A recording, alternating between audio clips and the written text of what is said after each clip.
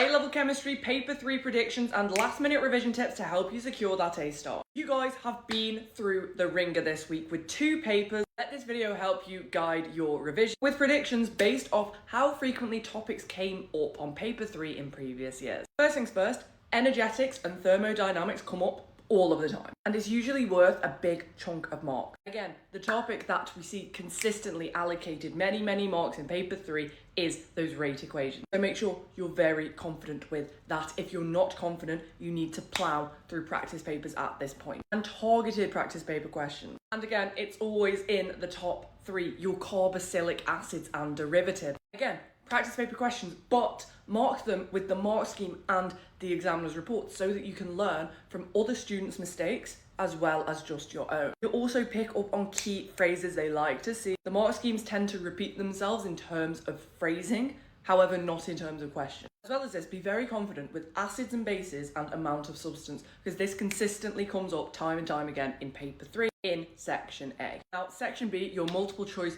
questions. These are quite difficult to predict, but I have some top tips for scoring high marks in this section. Read the question properly. Read the question properly. It's such simple advice, but so many people don't do it and then they choose the wrong answer. They like to word things in a very specific way where you have to read it a few times to actually understand what to do to get the answer. As in a way, they try and slip people up, especially those people who aren't really paying attention. Don't rush these, leave enough time for them. And look, if you're guessing, at least make an educated guess. Don't just make a random guess. Try and eliminate the incorrect answers by process of elimination if you can, because then you have a higher probability of selecting the right answer through guessing. Predictions for section B though could be based off what came up in previous papers. So we saw KP, KC, they just weren't on the previous papers. So be prepared for that. Rate equations questions, be prepared for it because they're normally worth a lot of marks anyway, and they've actually not come up that much in the previous papers. Also potentially something on transition metals and